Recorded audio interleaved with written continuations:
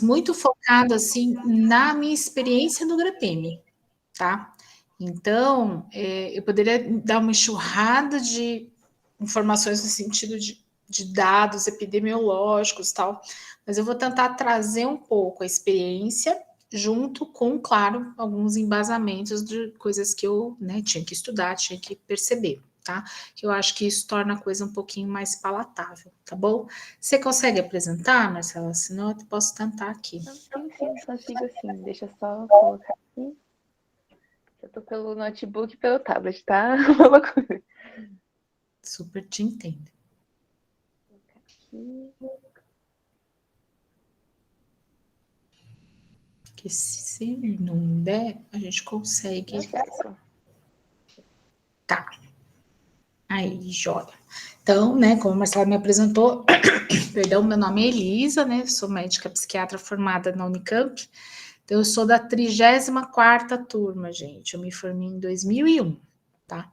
E só que eu tive um salto entre me formar e fazer psiquiatria. Eu primeiro fui fazer saúde da família, larguei a residência no meu R1, fiquei com médica de família muitos anos, para depois ir fazer psiquiatria, porque eu odiava psiquiatria quando me formei, cá entre nós. E só fui descobrir isso, foi uma relação que foi meio devagarzinho até a hora que eu me apaixonei, e aí, né, deu match, e aí deu super certo. Mas vamos lá. Você pode passar, então? Olha, o que é essa trajetória, né? Do que a gente vai falar? A gente está indo nessa jornada do primeiro até o sexto ano, em que a gente tem altos e baixos. E aí, quando a gente fala em saúde mental do estudante, é muito particular cada ano, por isso que eu perguntei para vocês, né? Que ano que estava, né? Porque é diferente. A saúde mental do primeiro ano, os problemas, as angústias são diferentes do sexto ano, tá? Detesto colocar todo mundo na mesma caixinha, falando, olha, tá todo mundo deprimido, todo mundo ansioso, mas as razões, os contextos, eles são muito diferentes. Então, é isso que eu queria trazer para vocês um pouquinho de cada ano, e eu queria que, se vocês pudessem também, vocês contribuíssem, assim, falando um pouquinho da experiência de vocês, do que vocês, se acha que é viagem da minha cabeça ou não, tá? Porque eu acho que isso vai contribuindo para uma coisa mais gostosa aqui. Vamos. Olha, primeiro ano, né? Primeiro ano a gente fala da novidade, né? Em que entramos na faculdade, eba, tudo é lindo, tudo maravilhoso, a gente tem aquela ilusão, às vezes, né, da universidade ser tudo de bom, e quando a gente entra, a gente sofre algumas decepções, né? Eu acho que uma das primeiras decepções é a forma de ensino, a forma, às vezes, de estudo, que são bem diferentes. Então, a gente está acostumado, às vezes, com professores, né, ótimos, né, principalmente para quem fez cursinho, né, se alguém fez cursinho, vem aquela coisa, aula show, e aí chega na faculdade, aquelas aulas que, meu Deus, professor, né, a didática falta, o jeito de estudar é meio que joga aí e você que lute, tá? Então, isso gera muita ansiedade. Essa dificuldade de se adaptar a essa nova realidade, de como estudar, de como captar os ensinamentos, isso daí gera bastante ansiedade. E, além disso, as novas responsabilidades, porque tem muita gente que vem morar pela primeira vez sozinho. E aí tem isso, como é que eu vou? Tem que comprar, fazer supermercado, tem que pagar a conta. Então, aquela sobrecarga de coisas novas. E eu vou dizer que no primeiro ano, a coisa que a gente mais vê, tá? É a questão da ansiedade, tá? Das pessoas sentirem muito, assim, uma autocobrança super excessiva de que tem que render. Os professores, muitas vezes, do básico, eles sacaneiam no sentido de ficar falando mesmo, olha, vocês precisam saber disso daqui, pensando, sei lá, em bioquímica, aquela aula da molécula, sei lá qual, tal, e que vocês precisam saber, porque senão vocês vão ser péssimos médicos se vocês não souberem disso. E isso gera uma ansiedade, sendo que não é assim, né? Conhecimento é uma coisa que a gente vai caminhando devagar, né? A gente pode revisitar, a gente pode estudar. Então, né, fechando um pouquinho do primeiro ano, o principal é o novo, que é a adaptação ao novo, e a questão da autocobrança com a ansiedade, tá? Vamos partir para o segundo ano. Segundo ano, aí a gente começa já com uma certa desmotivação. Por quê? Porque o novo já terminou, já não é mais novidade, e aí tem um monte de compromissos que todo mundo pega, assim, não sei para vocês, mas se vocês que estão aqui na liga, se vocês fazem parte de mais de uma liga, porque é muito comum todo mundo pegar um monte de liga, um monte de participação, por exemplo, em atlética, em centro acadêmico, em qualquer outra, né? Do DCE é mais difícil de ver gente. Eu lembro que eu cheguei a fazer parte também do DCE, então, e isso vai sobrecarregando.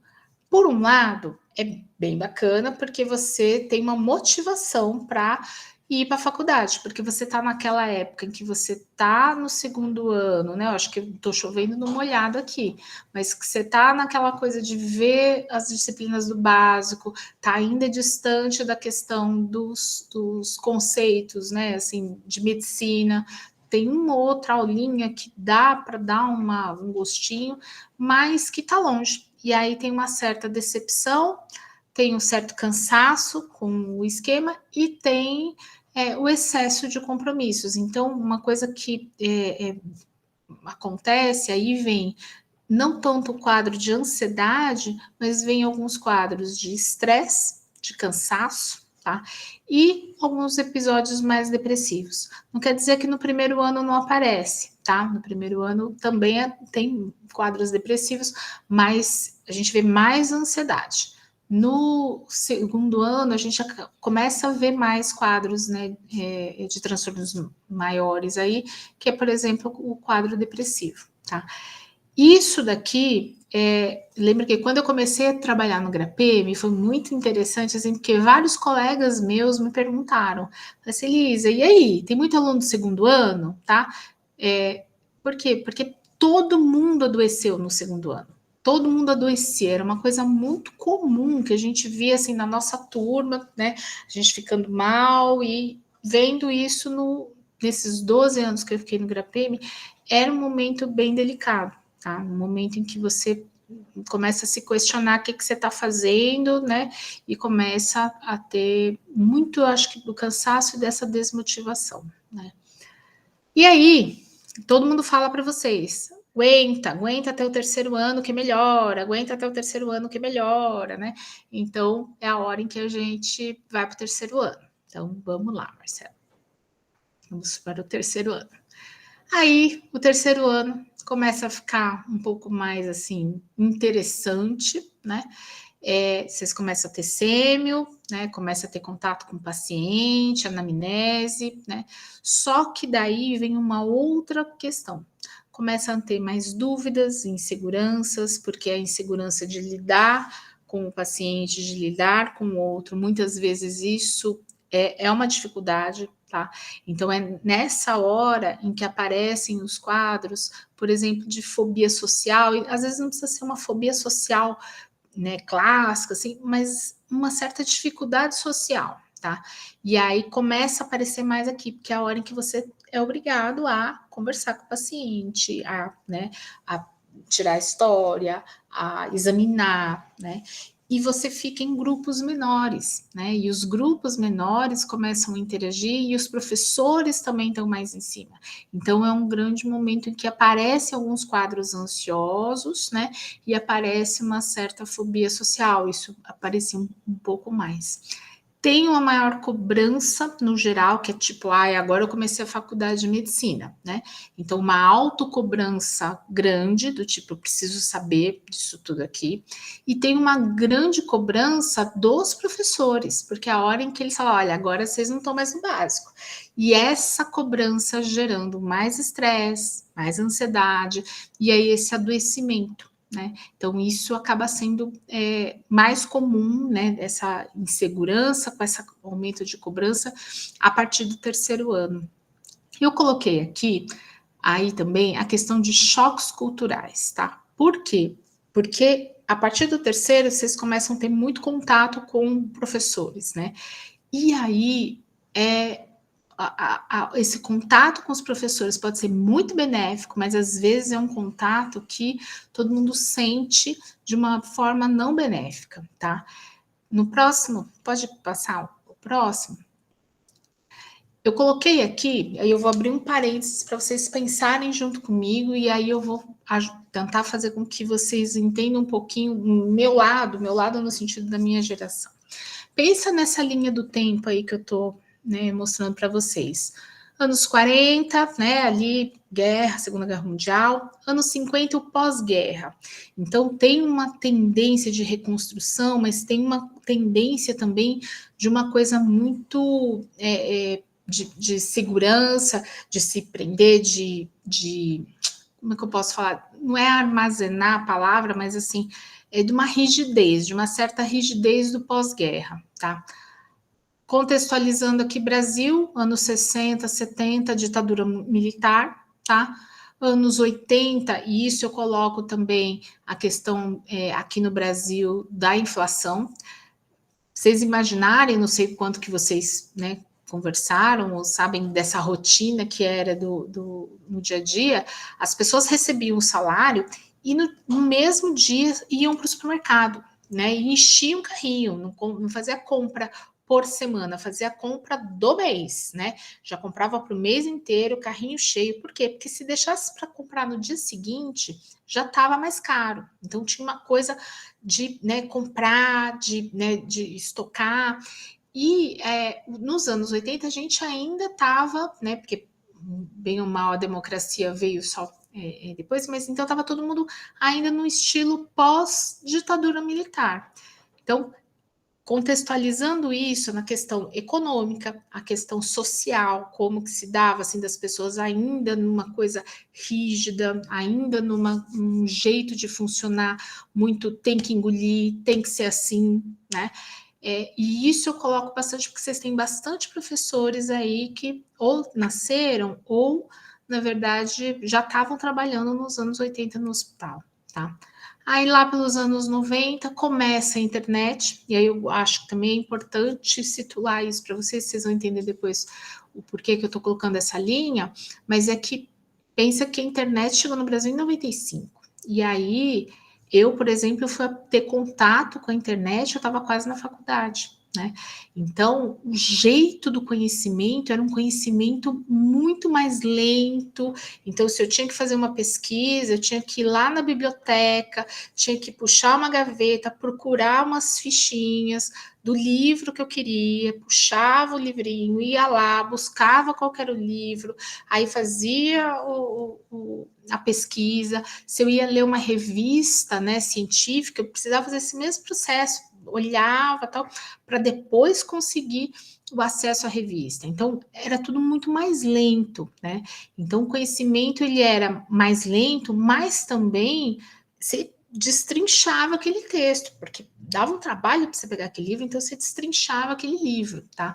Então, o jeito de funcionar do aprendizado foi muito influenciado por isso. Aí, anos 95, mais para frente, começa, né, o YouTube. Então, a gente não tinha no começo, né, da internet, o YouTube, não tinha a questão de vídeos, então o conhecimento era muito dependendo do professor ter essa capacidade de tentar passar a informação, não tinham exemplos ali que a gente via. Tinha os anos, né, 2000, que eu coloco como um marco ali as Torres Gêmeas, mas isso para mostrar muito a questão da globalização, não só boa, mas a ruim também. Depois vem o WhatsApp, e ali eu coloquei anos 2015 em diante, porque em 2015 o Instagram veio antes, mas que o Instagram ficou popular no Brasil em 2015. Aí você fala, Elisa, você fez isso daqui para quê? Tá? Aí eu vou pedir para a Marcela ir colocando. Pode ir clicando, Marcela. Pode ir colocando. Até aparecer. Pode ir clicando, clicando, clicando. Isso, pode parar aí. Por quê? Eu coloquei todo mundo aqui que aquele senhorzinho ali, né, que do começo, tá? Ele nasceu ali na década de 60, tá? E ele vivenciou a ditadura, ele vivenciou todo ou de uma forma lutando contra, e eu tenho, né, contato com professores que foram, né, alunos de gremiações que brigaram mesmo, que foram presos, tal, e teve aqueles que simplesmente obedeceram a regra e foram e se enquadraram nisso e viveram com isso. Aí imagina uma pessoa, né, que viveu a ditadura, imagina aquela pessoa que vivia essa coisa do, olha, vamos comprar aquela coisa, né, da inflação que eu falei, que isso influenciava, né, as relações, que eram relações assim, tipo, aproveita agora, senão vai faltar, né, então vamos fazer isso agora, senão vai faltar, né, quanto aquela geração que vai começar a mexer com a internet quando mais velho, né, e aí, e as últimas gerações que, né, vocês todos já nasceram na época da internet e das mídias sociais. Todo mundo debaixo do mesmo teto. Então, esse desenho aqui é para vocês lembrarem que está todo mundo convivendo. Como é que eu entendo vocês? Como é que eu vou pensar em vocês e vocês vão me compreender? E aí eu vou dar um exemplo. Quando eu comecei no GraPM, foi em 2011, eu acho. Foi em 2011, tá? Eu vou ser bem honesta com vocês. Quando eu comecei, eu falava assim: não é possível, cara, né? Por que o aluno que não está dando conta, aquela história de não estar dando conta, e eu ficava, né? Mas como? Mas é porque eu dei conta, por que eles não. Aí eu tive que parar e pensar e falar assim: olha, vamos parar de ficar tentando achar culpados, né? E vamos tentar entender, né? E aí foi a hora em que eu fui muito conversar com o pessoal da filosofia, fui muito ler livros e fui muito atrás mesmo de conhecimento para tentar entender a saúde mental na ótica social mesmo. Gente, o meu jeito de funcionar tem muito, porque eu sou filha de pessoas, né? Meu pai, né, nasceu ali antes até da década de 40, e ele viveu pós-guerra tal, e a ditadura naquela coisa, tem que aguentar, tem que ser assim, engole o choro, né? E aquela coisa muito dura, em que eu vivi isso na minha infância, vivi isso, né, na minha juventude. Então, quando eu chego na faculdade e um professor faz isso comigo, eu não estranho. Eu não estranho porque isso era uma cultura de ser o engole o choro e vai. Só que as coisas vão mudando. E aí tem coisas que vocês vivenciaram muito diferentes de mim. Então, coisas boas e coisas ruins. Então, essa questão de falar, aguenta, né? Aguenta, né? Quando você vê um professor ali falando isso, é porque ele teve muito dessa cultura e muito influenciada na questão social e que fez com que ele fosse mais durão. Só que isso não quer dizer que ele realmente seja mais durão. Ele, né, foi vivenciando isso e foi tentando transmitir isso depois para os seus alunos. Então, o jeito dele dar aula, o jeito dele cobrar do aluno é o jeito que ele aprendeu e ele acha que é igual. Não sei se está sendo claro para vocês. Então, e de entender que somos diferentes. E aí, quando eu começo a entender que não, o aluno que eu estou tratando lá no GraPM, ele é diferente de mim, porque nós temos gerações diferentes, nós temos criações diferentes, nós temos jeitos de vivenciar as coisas de uma forma diferente, aí a coisa deu certo. Aí foi a coisa em que eu começo a melhorar a minha empatia, porque eu começo a compreender até melhor e começo a entender que somos todos diferentes. E o contrário também acontece. Então, enquanto que os alunos conseguem compreender que aquele professor tem um jeito diferente de pensar, ele tem um jeito diferente de ensinar, ele tem um jeito diferente de processar os dados. Eu faço curso de neuroaprendizagem, né? Estou me reciclando nisso. E aí eu vejo que é muito diferente o jeito de vocês processarem as informações. Então é muito rápido, quando eu coloco a questão de internet, WhatsApp, Instagram, é muito rápido e que os professores não acompanham. Então, assim, a informação é rápida, mas ela é mais superficial. Mas, por um outro lado, para um professor, essa dificuldade de ser rápido, ele se frustra também, porque daí ele está lá falando uma coisa e os alunos já sabem daquilo que ele está falando, porque já viram lá na internet, já viram um vídeo, e aí ele fica frustrado, e aí ele joga essa frustração. Então, tudo isso para dizer que estar todo mundo no mesmo teto, tá? Gera conflitos de gerações. E isso pode adoecer. Adoece professor, eu acho que eu nunca vi tanto professor adoecido, e adoece alunos. E aí isso reflete principalmente, que eu percebo a partir do terceiro ano, que é quando vocês têm mais contato com os professores. Quando eu tenho contato com o professor do básico, é meio que as pessoas toleram, porque falam, a gente vai sair daqui. Mas quando a gente entra a partir do terceiro ano, a gente começa a ver mais isso, tá? E isso também gera uma crise, tá? Até aqui tá tudo bem? Então vamos seguir aí. Pode passar? Aí a gente vai para o quarto ano, né? Tem os inícios dos atendimentos, em que gera uma tensão na hora de atender, porque é diferente só do examinar, você faz diagnóstico, você vê, e isso, a questão da autocobrança é muito presente em aluno de medicina, isso é super presente, e aí isso vai fazendo com que gere mais ansiedade. Para mim, nessa trajetória até aqui, o quarto ano é o momento em que mais aparecem transtornos ansiosos e depressivos, pelo menos no GRAPEME, tá? Era onde dava um boom.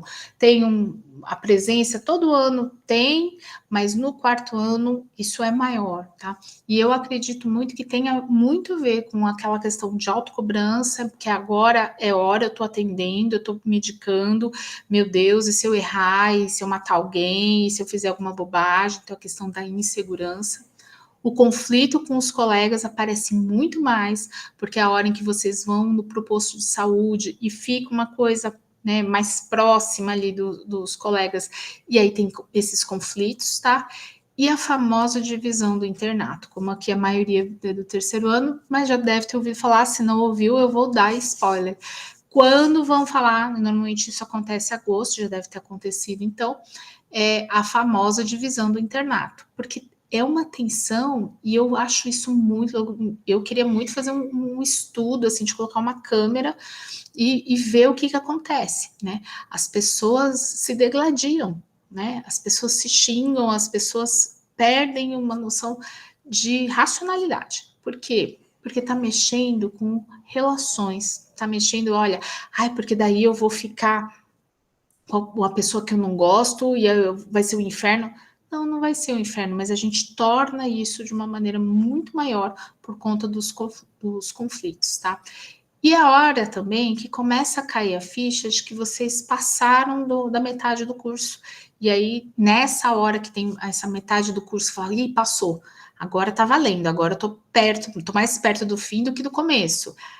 Isso também gera maior cobrança de falar, nossa, agora eu preciso saber, agora eu preciso correr atrás de tudo que eu não estudei, eu tenho que correr atrás das coisas. E aí vem, acho que os quadros ansiosos são os mais comuns, tá? Vamos seguir para o quinto ano. Toca o barco aí, Marcela. Quinto ano, começamos o internato, tá? A maior queixa que a gente vê é a questão da carga horária excessiva, de um cansaço muito grande. Continuamos aí com a história de inseguranças e cobranças, mas por incrível que pareça, não é um ano que há tanta procura, né? Pelo menos procura, não sei se não é simplesmente se não tenha o sofrimento. Acho que acredito que sim, que tenha, mas que de manifestação de transtornos mentais comuns, com certeza o quarto ano me aparece mais, tá? Na época a gente fazia uma ação, eu acho que ainda se faz, né? Eu acho que as meninas ainda estão fazendo, que a gente ia lá no CAISME, que era um momento mais tenso, e a gente tinha uma conversa com as pessoas ali no CAISME para, né, dar uma quebrada, para lembrar um pouquinho de cuidar da própria saúde mental e de fazer algumas reflexões. Então, a gente ia pelo menos, né, 4 vezes no ano, a gente ia no grupo que estava passando no CAISM, tá? Então, o começo do internato era a principal queixa, assim, a questão do cansaço, né? E aí, chega o último ano, o sexto ano, pode passar? Tá? que a gente está falando de um cansaço muito grande, e aí o cansaço não é só um cansaço físico porque dá plantão, porque trabalha, porque tem uma carga horária grande, porque vai para o ambulatório, porque corre para lá e tem aula tal, mas é um cansaço do próprio curso, são 6 anos, né?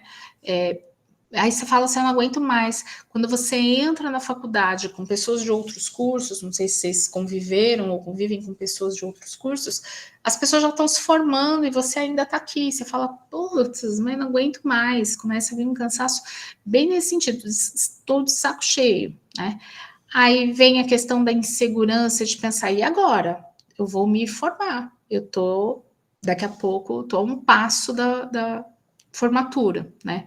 Tem a questão da ansiedade de falar, meu Deus, o que, que vai ser? Como que vai ser? Será que eu vou dar conta? Eu acho que a coisa que eu mais escutava no 6º ano, disparado, eu não estou preparada.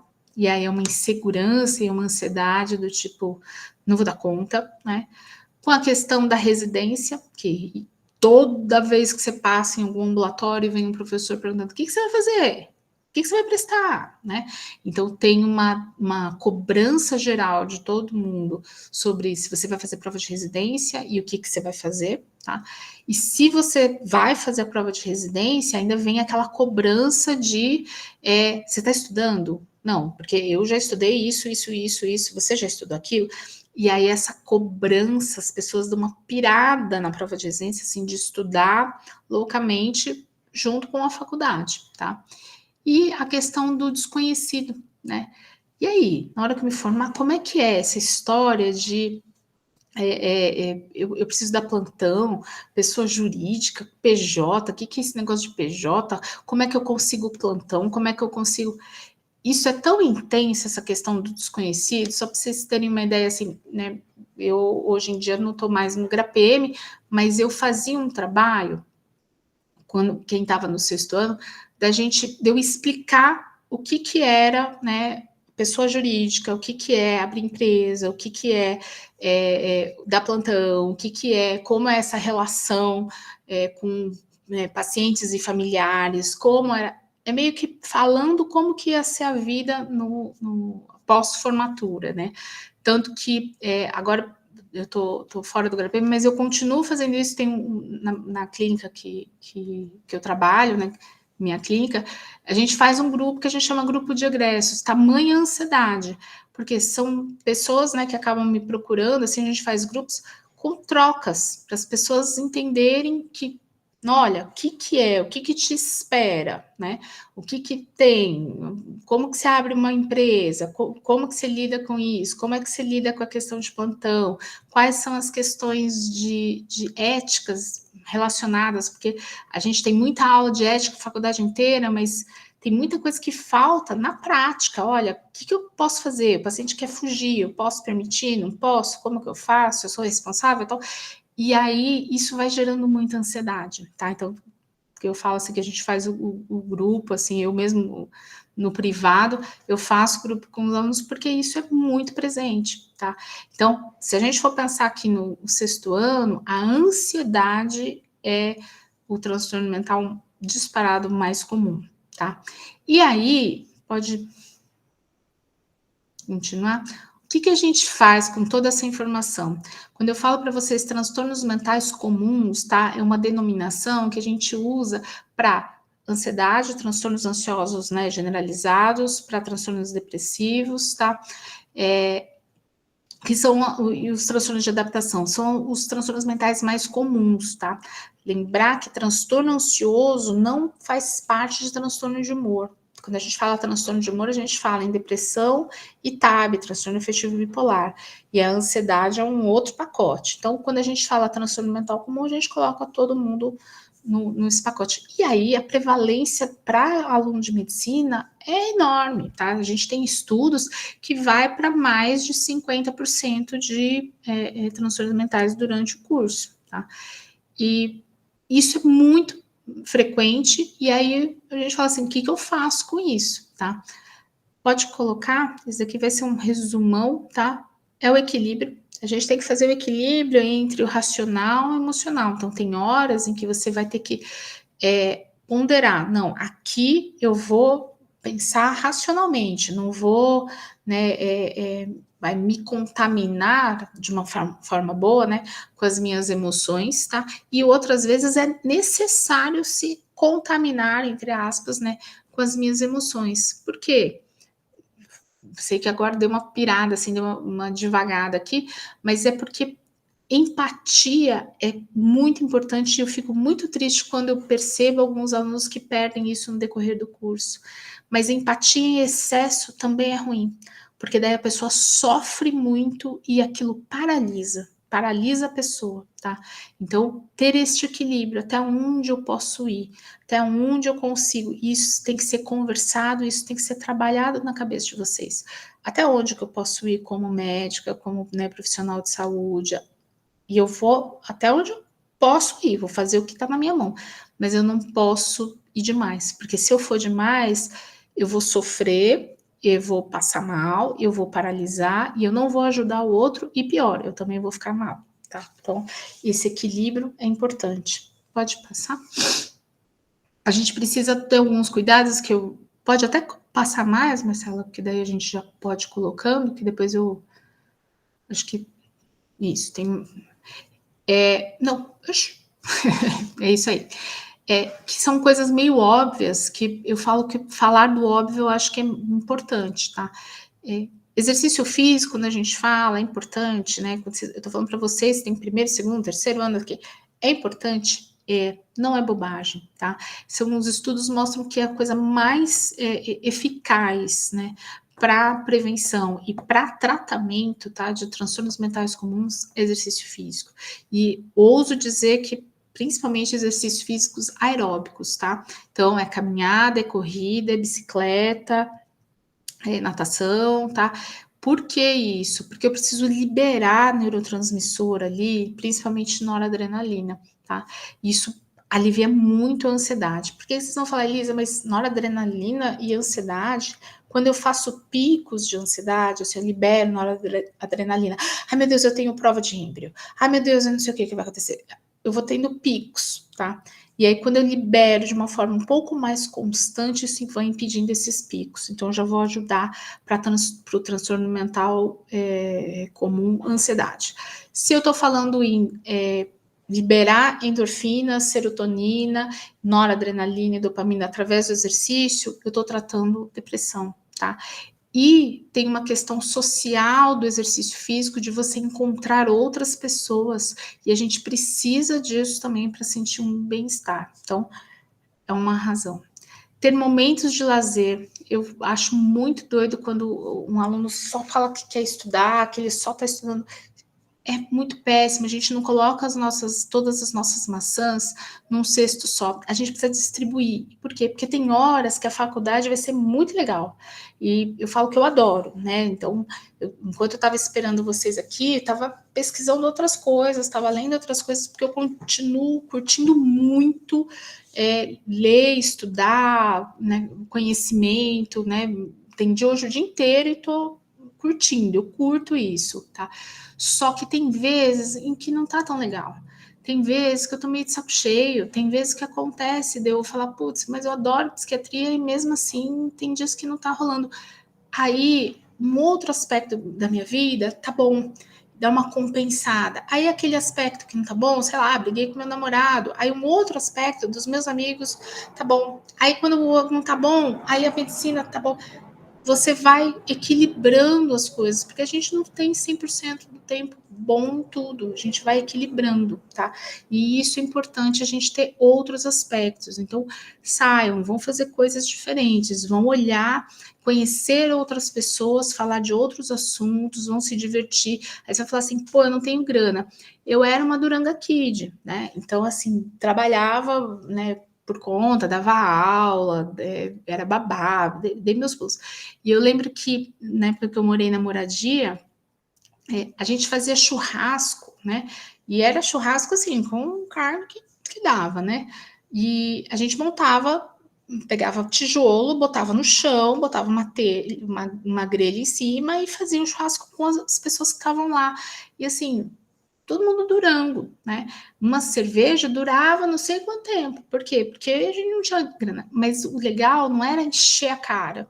O legal era estar entre as pessoas, dando risada. Eu tenho fotos disso até hoje. Então, essa interação é importante. Isso faz com que a gente tolere mais algumas coisas, a gente troque ideias sobre alguns abusos que acontecem ainda na faculdade e até pense estratégias para lidar com isso, tá? E é só nessa troca. Quando a gente fica todo mundo no seu casulinho e não troca isso, a gente sofre calado e a gente não muda, tá?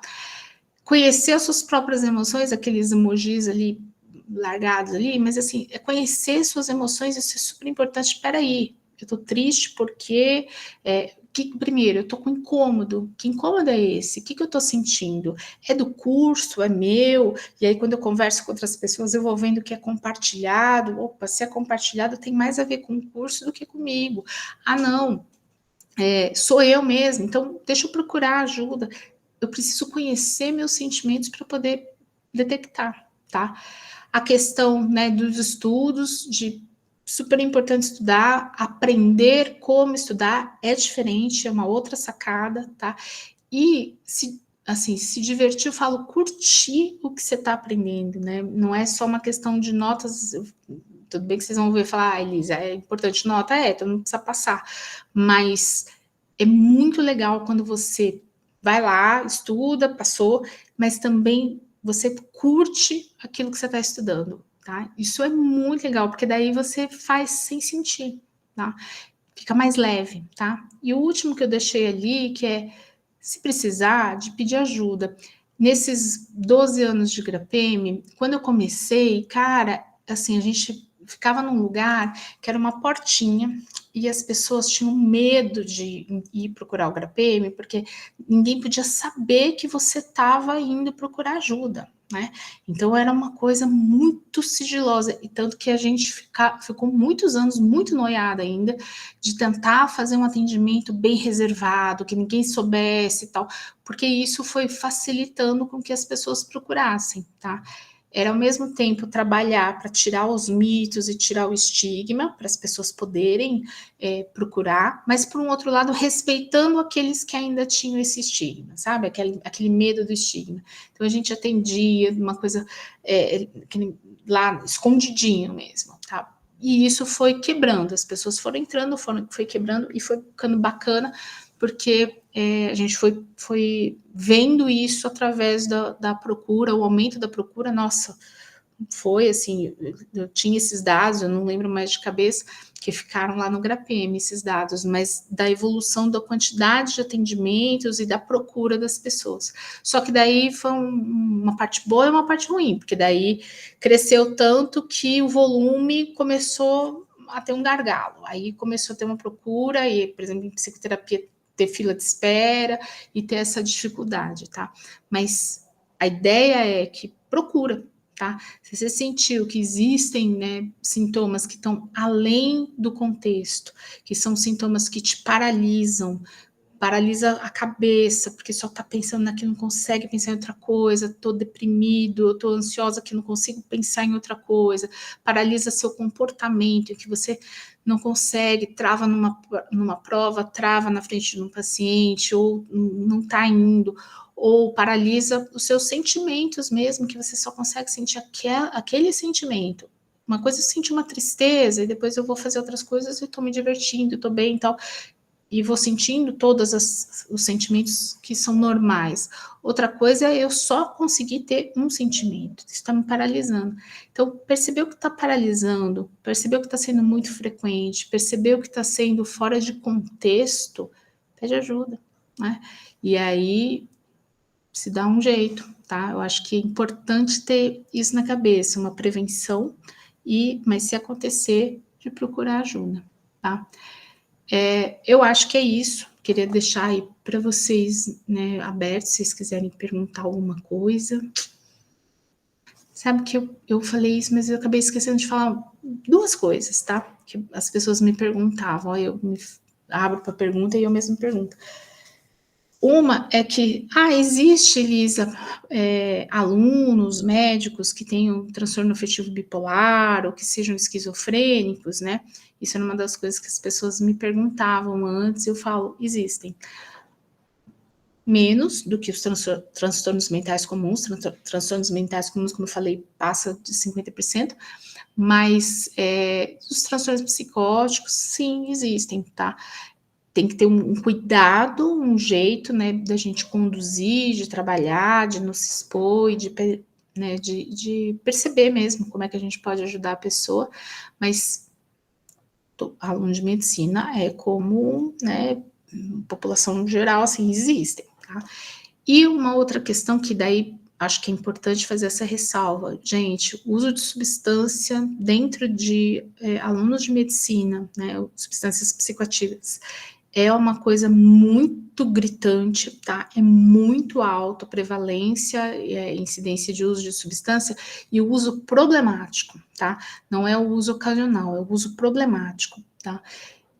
Tanto que não é à toa que o CRM tem uma rede de cuidado para médicos dependentes químicos, tá? Então, existe algumas pessoas que são referenciadas para tratamento de médicos dependentes. Então, por exemplo, a professora Renata Azevedo é uma delas, né? Quando tem médico dependente químico e tal, acaba sendo referenciado para ela, tem outras pessoas.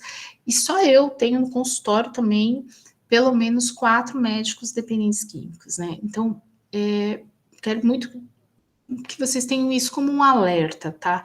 Ninguém começa dependente químico, ninguém começa a usar a substância com a intenção de virar um dependente, de ter um uso problemático de substância. Ninguém começa. A gente começa de uma forma, vamos experimentando, vamos sentindo, vamos vendo e tal.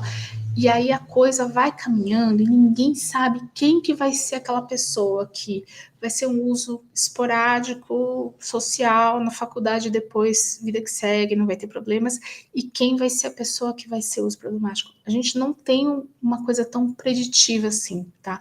Posso dizer que, se você tem alguém na família com um histórico de dependência química, você tem maior chance de desenvolver essa dependência, mas não dá para a gente saber. E aí, fica de olho, porque começa na faculdade, tá? Começa numa coisa muito suave e depois a coisa fica, né, bem intensa. Não estou aqui falando, olha, não use, não é esse o meu discurso, nem acho que faz muito sentido esse discurso, mas que vocês prestem atenção na relação que vocês tenham com a substância, tá? Se eu preciso daquilo, para qualquer coisa. Se eu preciso de algo para me divertir, se eu preciso de algo para ficar feliz, se eu preciso de algo para aplacar uma dor, isso é para dependência, isso caminha para dependência. Isso não é só substância. Vou dar um exemplo assim, olha, eu preciso do meu namorado para ser feliz. Não, eu sou feliz e quando eu estou com meu namorado eu fico mais feliz. Ok, eu não tenho uma relação de dependência, eu só posso ser feliz com ele, tá? Então, eu preciso da bebida para poder me soltar. Não, eu me solto, me divirto, e quando eu bebo, eu fico um pouco mais alegre, eu me solto mais. Ou, né, eu preciso da maconha para aliviar a minha ansiedade. Não, eu lido com a minha ansiedade de outras maneiras, como eu comentei aqui, e a maconha pode ser uma coisa a mais, mas não é eu preciso de. Se rolar a frase eu preciso de qualquer coisa, álcool, maconha, namorado, né, sei lá, plantar bananeira no luar, mas se for uma coisa de eu preciso daquilo para ser feliz, para tolerar, para ficar bem, para falar com outras pessoas, para viver, temos um problema de dependência, temos um problema caminhando para uma dependência, porque eu posso fazer qualquer outra coisa que dá um plus, um a mais, mas não é a razão de ser. Então, queria muito chamar a atenção sobre isso, assim, para vocês ficarem de olho em relação ao uso, tá?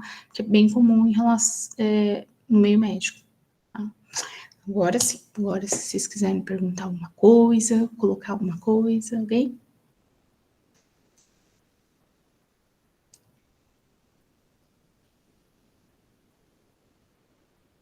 Suspense.